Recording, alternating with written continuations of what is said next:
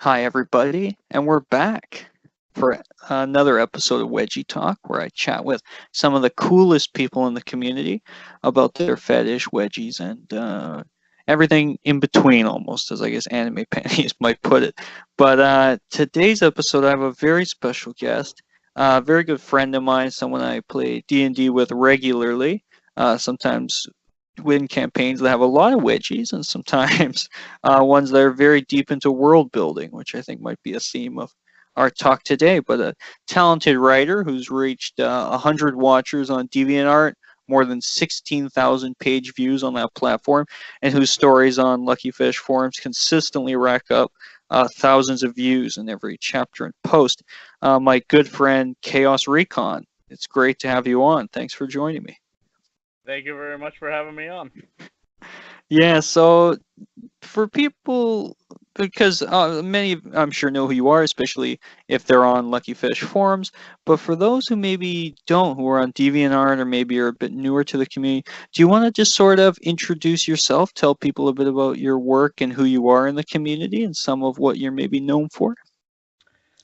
Well, I will at least explain for what few members do recognize me for, anyways. Mm-hmm. So really, I got started at least within the community with a little series of mine called Chataru's Alchemy Trials, which at the beginning of it, I really came up with the plot with it, but I had very special help with Puppy Dog and Skern Warrior. Mm-hmm. But sadly, as the writers got busy with their lives, I eventually took up the torch of learning how to write it myself and continued that starting as of 2015.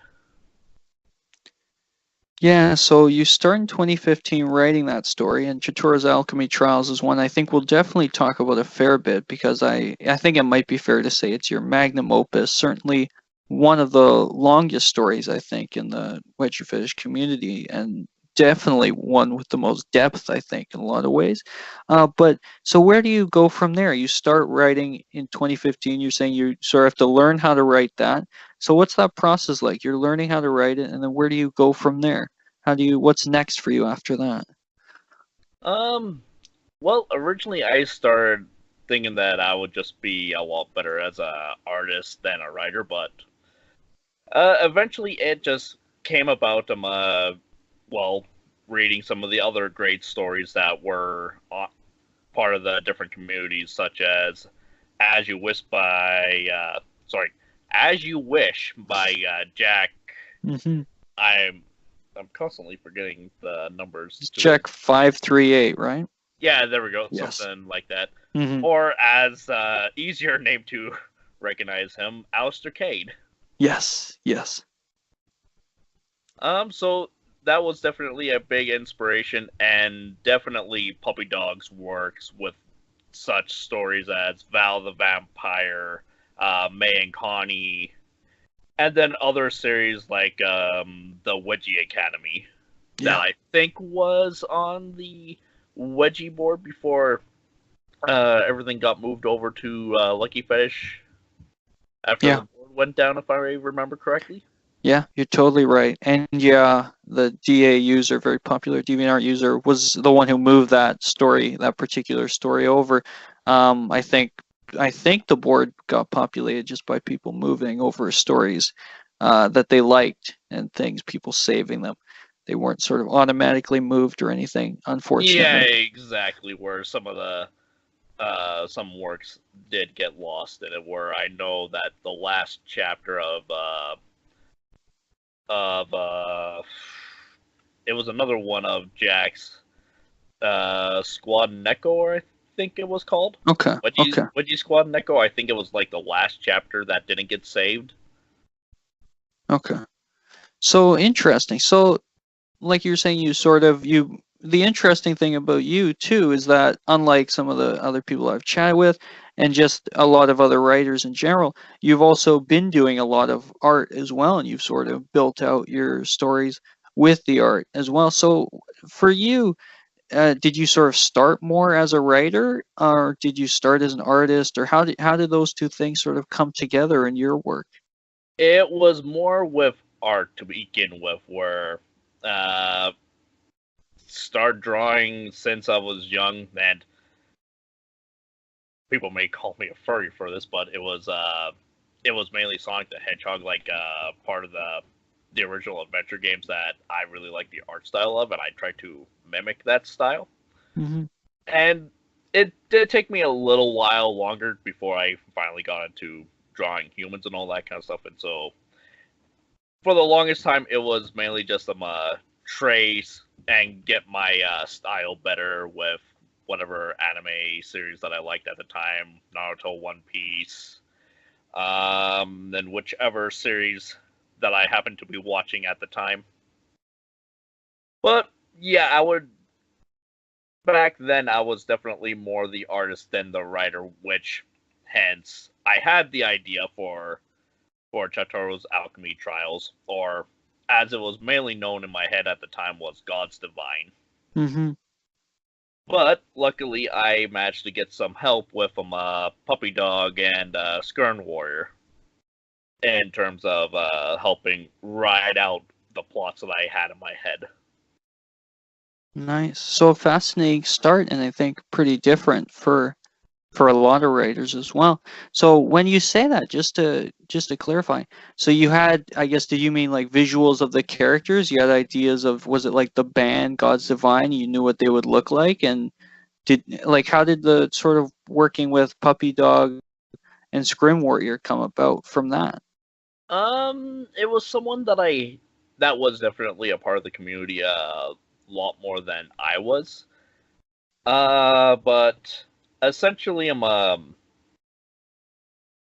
they asked if they could write a Wedgie version of my God's Divine characters, which I had for the most part the ideas that I have of them now. For the most part, Chaos still went through quite a bit of changes. Yeah. Since the initial idea back then. For sure. But no, they asked if they could write a Wedgie version, and I said, well, sure, go ahead. And they realized that they couldn't write either, but they really want to push the series out there to get more eyes on it, and they asked if anyone else would have been interested in helping write while I gave them the plot ideas for what the episode and chapters would be about. And Puppy Dog was one of the first ones to respond, and met some of the other people in the community that way. Nice. Yeah, it's funny how these things come together. Cool to see that sort of collaborative effort to get the story off the ground, and now years later you're sort of spearheading the writing of the story, which is fascinating too. Mm-hmm. And to take a step back from that, just to sort of go back, you mentioned sort of how you got into writing and artistry as well. But before we get too much into the stories and some of your writing as well, I'd like to, if we can, go back and talk about how your fetish began for you. If you can sort of take us back to that and trace its origins. Well, with that, it was a rather simple one. I was about 10 or so, and received a Wedgie from one of my cousins, and for whatever came of my autistic mind back then, just went, this feels good, give me another. Probably freaked him out, but at the same time, I'm like, I shouldn't have done that. But on the other hand, it's like, this is nice. Yeah. So fascinating. A pretty tight story, pretty short, but I think it sort of captures something interesting about how it just sort of clicked for you right there. And from that, were there any experiences of sort of realizing you wanted to start doing art that was more sort of Wedgie focused, or writing that was more Wedgie focused, or did you just sort of drift into the community? Uh, God's divine characters sort of came up, and that transition that you mentioned of getting in touch with the other writers. Well, in that regards, I am a pretty introverted, and so Hmm. I pretty much read the stories and looked at the pictures and didn't really have much of an online presence at the time. And so it was just slowly easing myself in with someone else wanting to do the whole story thing before Puppy Dog and all that came along. Yeah. No, that makes sense, and it's interesting that you sort of mentioned the sort of working with them, and sort of coming up with plot ideas, but having them sort of do the writing. So I guess the thing I'm curious about, why did you first start writing yourself and sort of take that leap away from sort of working with others to say you wanted to create your own stories? What was the motivation behind that? Repeat the question one more time. It's basically just, why did you first start writing in general? Okay, the writing itself. Yeah, writing Uh, and moving into Wedgie stories. Why did you start writing those after working with Puppy Dog and Scream Warrior, sort of giving them plot ideas? Why then transition into writing yourself? well, the original inspiration was well, I just had these ideas of these fictional characters, uh, and want to tell a grand epic story. But at the time, still being late middle school, early high school, not fully having full confidence in my own abilities, decided to going, well, I have the plot ideas. Might as well try and see if I could actually find someone who could actually write out the story and just learn from what they were able to help, and started looking more at the stories that I enjoyed more critically of why did I like them and what do I want to see out of my own series. But in terms of getting into writing the Wedgie stories themselves, part of it was due to, well, the other writers have their own lives and their own series that they want to continue.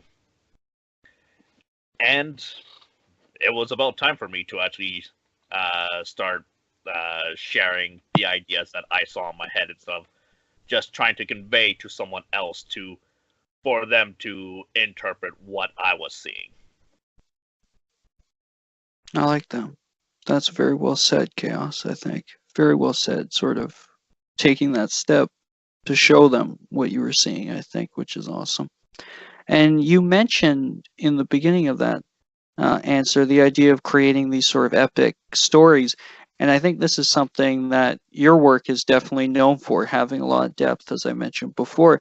And you create such detailed worlds, I'd say. And I remember once someone commented on Chitoro's Alchemy Trials, one of the later chapters, I think, and they sort of critiqued you on some of that depth. They were like, I just want more Wedgies. I want less story. You have epic demon battles, and you have all this other great stuff that a lot of people were into, right? But so I'm curious to know for you, like, when you're writing these stories, like, how important is it that they have a lot more than just Wedgies, that they do have a lot of backstory, that they maybe don't have all that many Wedgies, that's really a story full of all this epic scope and stuff? Like, what was that like? Is that, how important is that to you?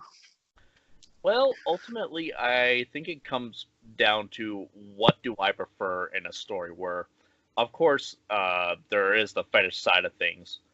And it does work for a lot of series, like you would get May and Connie, where that's more of a slice of life, where it's what's happening to the two roommates and such.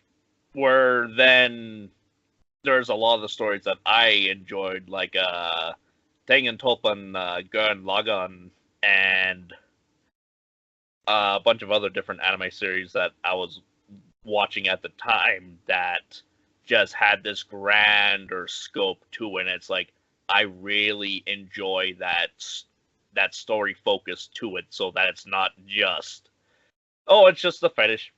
Here we go, and let's see what adventure we have next time. Where it can definitely work, but I definitely, especially since it was based off of my original ideas for God's Divine, I'm like, well, wedgies are part of real life, so why not add the story and the fetish aspect together? Nice. Well said, for sure.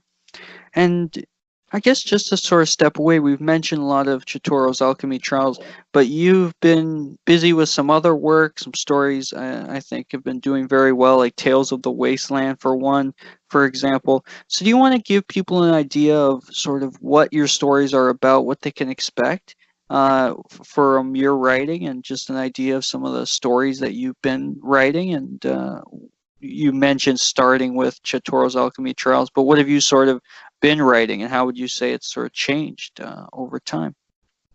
Well, the easiest way to kind of explain my writing style is that most of my series, if not all of them that I currently have out, are a connected universe in some shape, way, or form. Mm-hmm. And so with that, it's then basically who is the protagonist of the story, or what type of story am I trying to tell? Am I wanting to tell the hero's journey, or am I playing around with the idea of this individual with psionic powers, as she literally just almost dances around almost all the problems that she ever experiences, with experiencing the same hardships as it is to outlive everyone, or if she doesn't have her skills in check. But otherwise, it's for the most part, especially with Tales of the Wasteland, it's someone that also has the fetish, and what's something that they're gonna do during their off time while they're traversing this wasteland of a world. Yeah, so definitely some scope, it sounds like. Definitely some breadth to some of the stories you're telling, and keeping that, as you mentioned, almost epic scope through a shared universe, which is very interesting as well, I think. So I'm curious to know as well, as someone who's written a lot, in terms of advice you maybe have for creators who are aspiring to write, maybe don't know where to start, or maybe they have grand ideas but aren't sure how to execute on them. What advice would you say you have for aspiring creators? Biggest advice that I can give: put the ideas down. Doesn't matter if it's just a scene or if it's a handful of ideas of what you would want to see. Put them down regardless of if they need to be refined later.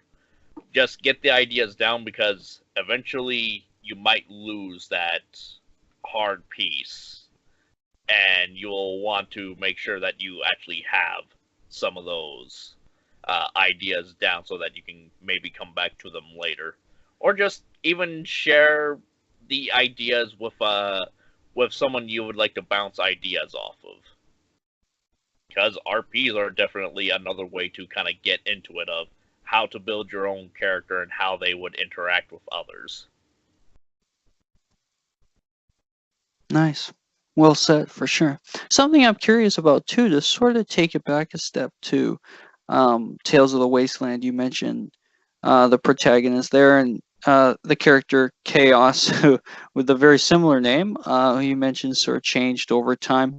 One thing that's interesting is the character of Chaos.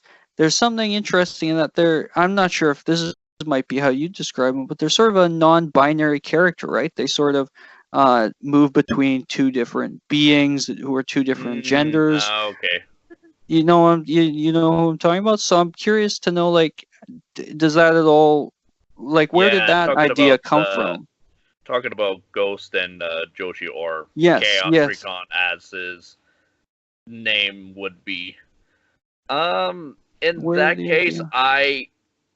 that was never the thought for me, because essentially how that idea worked was Joshi was a female version of me, of how I kind of viewed myself if I was. Okay. And so definitely not thinking of it as, oh, are they non-binary? Are they transgender? It was no, it was the female persona of this individual, which it will have to be explained later as to exactly how that even came to be. But it's essentially the ghost being the main host of the body, where Joshi is then a living persona that, as time goes on, as the for instances the Black Rogue, you will unfortunately see less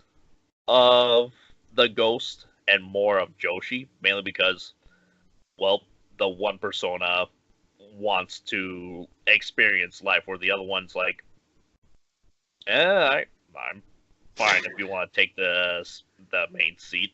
Mm-hmm. And it's interesting from our talking here.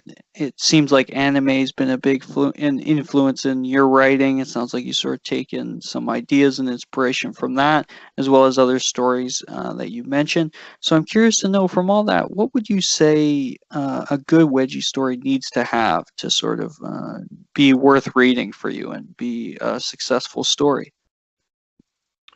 Oh, I wish I had a better answer for this, as it's been quite a while since I've read many other stuff, mainly because of life and all that.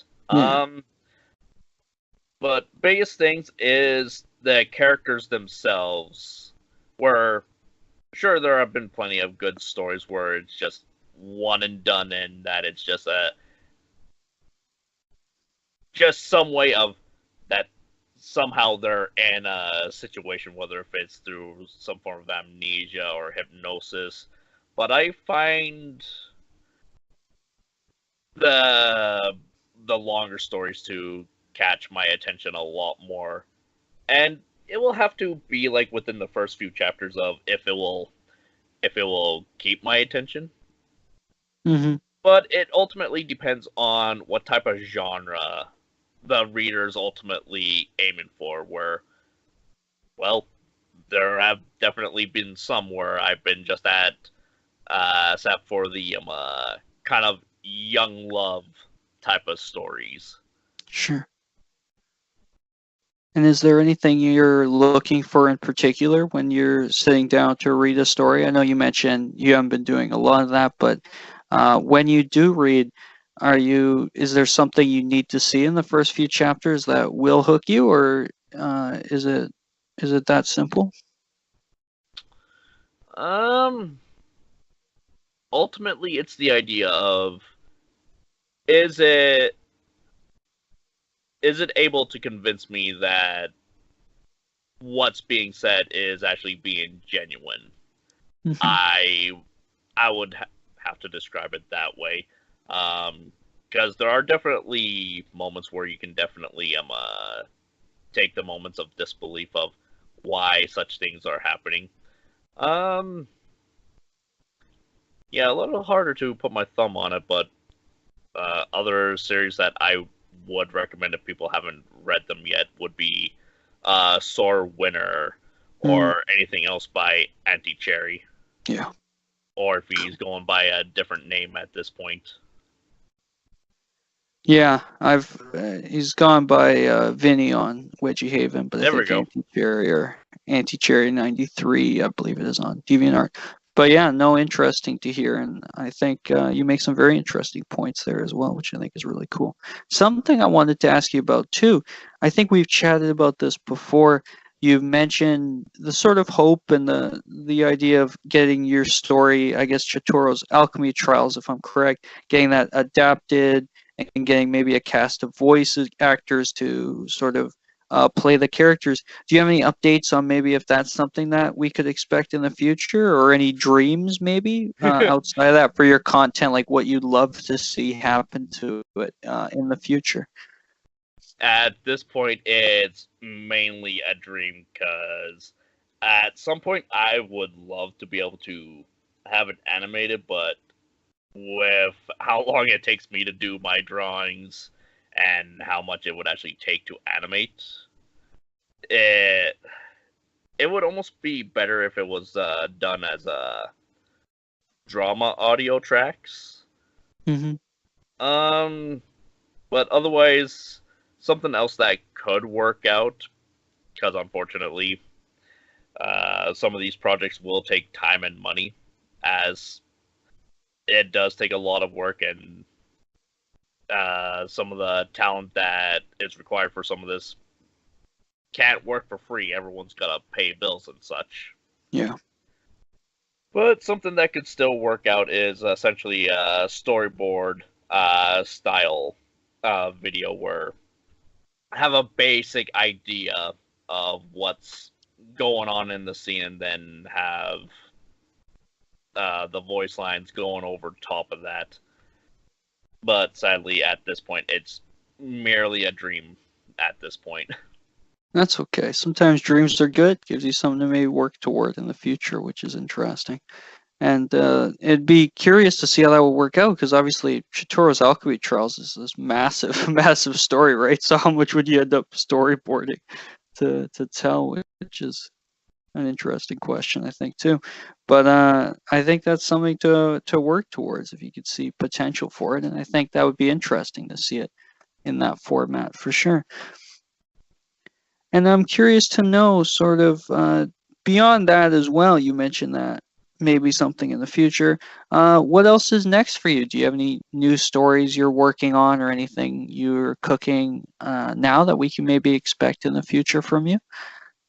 So many ideas. Where definitely some of them being I need to finish up the Black Rogue and potentially what additions I will add on to that series. Maybe bring in some of my beloved D&D characters that I've been having so much fun with in this last year with. Definitely a continuation with Chitoro's Alchemy Trials once I finally get the all the chapters and episodes finally updated where yeah, thank you Grammarly and read out loud feature on Microsoft Word. Because, oh boy, going back and just listening to it, it's like, oh boy, there is so much to be desired here. Wow. So yeah, there's definitely a lot of Chitoro's Alchemy Trials to still come. A lot more once I finally get around to it. Nice. And definitely a few stories here and there with Tales of the Wasteland. Awesome. Sitting on an idea, don't know if it's going to be an extra episode or if it's going to be more the epilogue or the finale story to that series. Yeah. No, that's exciting stuff. And something I'm curious about too, because unlike, and we touched on this a bit, but unlike the other writers I mentioned, you're one of the only ones who is an artist as well, creating your own art. And I'm curious to know, do you have a preference, something you prefer doing, art or writing? I know you mentioned in the past it would have been art, but has that changed at all for you? Writing is definitely the easier of the two, where not saying that I wouldn't want to do art. It's just the time investment where the story is easier to get down than the hours that it takes to put into an art piece. And especially at this point, the many art skills that I still need to learn. Oh, those backgrounds. Yeah. No, I think that's interesting. And something else I wanted to touch on as well. You've obviously, like you said, been around in the community for a while.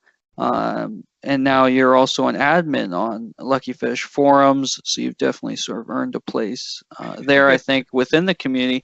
So I'm curious to know what you think about the community in general. How have you maybe seen it change, or what do you sort of think of it overall in the years that you've been here that you maybe want to bring up?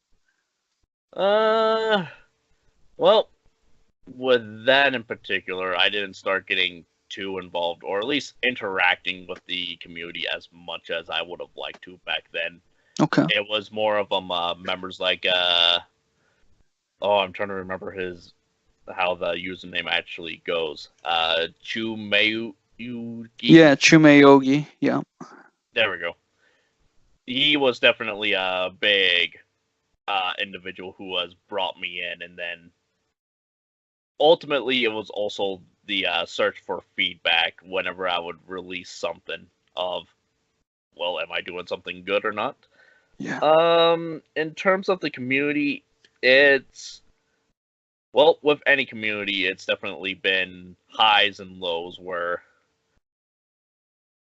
just the many different things that many different members have created, such as yourself,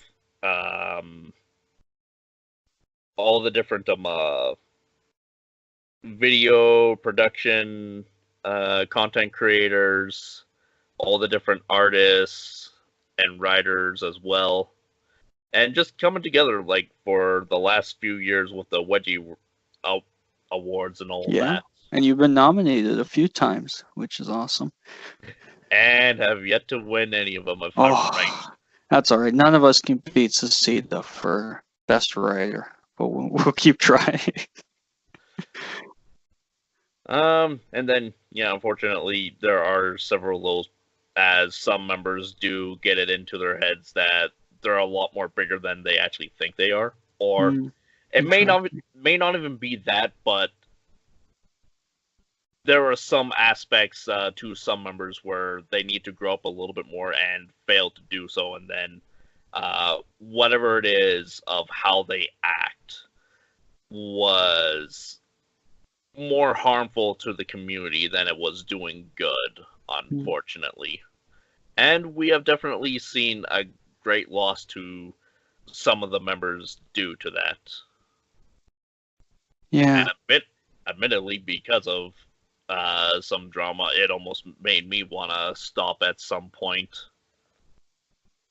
Could you go a bit more into that? So what sort of drama that might have been for people who maybe aren't familiar with how the community can be? At this point, I don't want to go into specifics, mainly because there have definitely been people that have held grudges against me for some of the things that I have said or what they interpreted for me to say, or to the point of, oh, you said I should leave Demon Art, and it's like, if you actually listen to what I said, we gave you your options for the problem that you were complaining about. But no, it turned into, oh, he told me to leave DeviantArt, and it's like, no. Yeah. And especially at that point, I definitely enjoyed that person's Fire Emblem stories at the time, but just seeing how some of those types of users interact, and it's like, I want to enjoy your content, but seriously, get some help. Get some help in the fact that listen to feedback when you're asking for it, and don't just expect everything to go your way. Yeah. Or to like what feedback people will give you if you're gonna complain about it.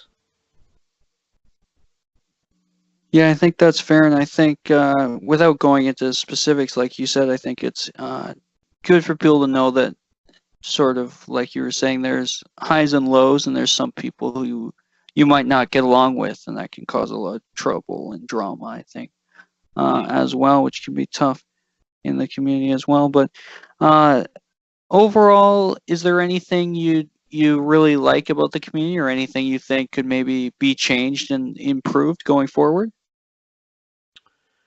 One of the biggest things I would like to see change is currently the best word to kind of go with it, but if for those that are real sticklers about rules and that kind of stuff, make it objective instead of just subjective, vague rules.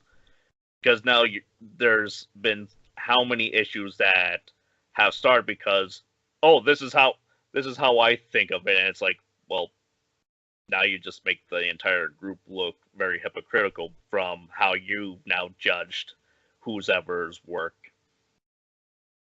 And so really it's mainly just just talk. Don't just simply walk away from the discussion, where there are definitely people out there that want to resolve these issues. Don't just walk away, and especially if you're taking like a higher position within the group and organizing stuff. Yeah. Well, you're part of that. You gotta be open to communicating, otherwise you're only just gonna give a worse impression of you when you're not telling people, well, what am I doing wrong? Why is my submission being denied? You're not giving me a reason. And I've definitely met several users that have been affected by this, and it's like, I don't understand what I'm even doing wrong.